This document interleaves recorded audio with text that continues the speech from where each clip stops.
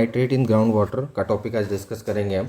Basically हुआ क्या है, सेंट्रल ग्राउंड वाटर बोर्ड की एक रिपोर्ट आई है जिसमें ये पाया गया है कि जो एक्सेसिव नाइट्रेट है उसका कंसंट्रेशन जो कि 2017 की रिपोर्ट में 359 था वो अब 440 से ज़्यादा हो चुका है। जो भी डिस्ट्रिक्ट्स हैं उसमें 440 से ज़्यादा डिस्ट्रिक्ट्स में जो नाइट्रेट का कंसंट्रेशन है ये मैक्सिमम कंसंट्रेशन की लिमिट है 45 मिलीग्राम पर लीटर, मतलब ये 45 मिलीग्राम पर लीटर से बहुत ज़्यादा हो चुका है।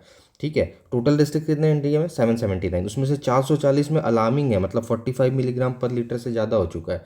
तो ये है कंसर्न। अब क्वेश्चन ये अराइज होता है, प्रीलिम्स का भी एक इंपॉर्टेंट क्वेश्चन बन जाता है कि सेंट्रल ग्राउंड वाटर बोर्ड ये ऑटोनोमस बॉडी है या आपका स्टैट्यूटरी बॉडी है। तो ये एक ऑटोनोमस बॉडी है। ये किसके अंडर में आता है, क्वेश्चन अगर आता है तो ये आता है मिनिस्ट्री ऑफ जल शक्ति मिशन के अंडर में। इसका काम क्या है, इसका बेसिक काम है, पहला काम है assessment of ground water, ground water को असेस करना, साइंटिफिक इनपुट देना रिलेटेड टू ग्राउंड वाटर।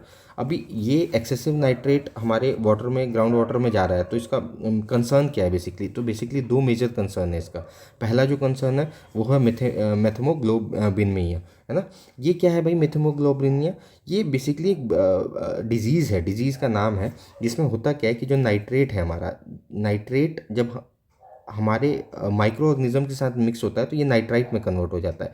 और जब ये नाइट्राइट हमारे हीमोग्लोबिन के साथ रिएक्ट करता है तो हीमोग्लोबिन में जो फेरस प्रेजेंट होता है उसको फेरिक में ब्रेक कर देता है। अब इसको फेरिक में ब्रेक करने की वजह से होता क्या है कि जो रेड ब्लड सेल्स हैं हमारे, वो ऑक्सीजन कैरी करने की कैपेसिटी कम हो जाती है उनकी, वो ऑक्सीजन प्रॉपरली कैरी कर नहीं पाते हैं। तो उसकी वजह से प्रॉब्लम क्या आती है, बच्चों में सांस लेने की प्रॉब्लम आती है।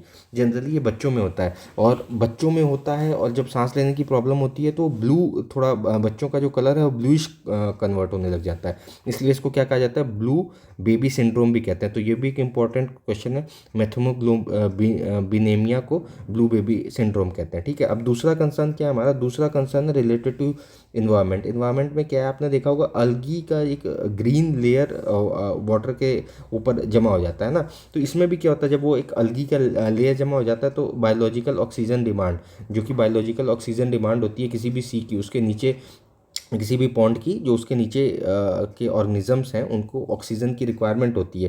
तो ये क्या करता है, जब एल्गी की एक लेयर पैदा हो जाती है तो ऑक्सीजन की डिमांड कम हो जाता है, जिसको हम यूट्रोफिकेशन भी कहते हैं। ये इंपॉर्टेंट है, यूट्रोफिकेशन किसे कहते हैं। ठीक है, अब बेसिक रीज़न क्या है इसका, ये क्यों हो रहा है ऐसा। तो पहला रीज़न क्या है, जो सब्सिडाइज फर्टिलाइज़र, अभी फर्टिलाइज़र सब्सिडाइज रेट में मिल रहा है तो उसको क्या है एक्सेस में यूज़ करने लग रहा है। तो एक्सेस में यूज़ करने की वजह से वो ग्राउंड वाटर के साथ मिक्स हो रहा है। एक्सेसिव इरिगेशन, अगर आप एक्सेसिव इरिगेशन करेंगे, बहुत ज़्यादा से ज़्यादा पानी देंगे तो वो क्या है, उसमें जो भी नाइट्रेट है उसको लेके वो ग्राउंड वाटर के साथ मिक्स हो जाएगा। तीसरा इंपॉर्टेंट रीज़न है इंडस्ट्रियल वेस्ट, जो भी इंडस्ट्री के वेस्ट हैं उसकी वजह से भी ग्राउंड वाटर में नाइट्रेट की जो एक्सेसिव नाइट्रेट हो रहा है। चौथा इंपॉर्टेंट रीज़न क्या है, माइनिंग। जितना ज़्यादा आप माइनिंग करेंगे उससे भी नाइट्रेट बढ़ता है। और दूसरा इंपॉर्टेंट है यूरेनियम, यूरेनियम भी इससे इंक्रीज होता है। अभी अफेक्टेड एरिया अगर हम देखें तो राजस्थान, कर्नाटका, तमिलनाडु, आंध्र प्रदेश, पंजाब, महाराष्ट्र। और अलार्मिंग कौन कौन से स्टेट हैं, उत्तर प्रदेश, केरला, झारखंड, बिहार।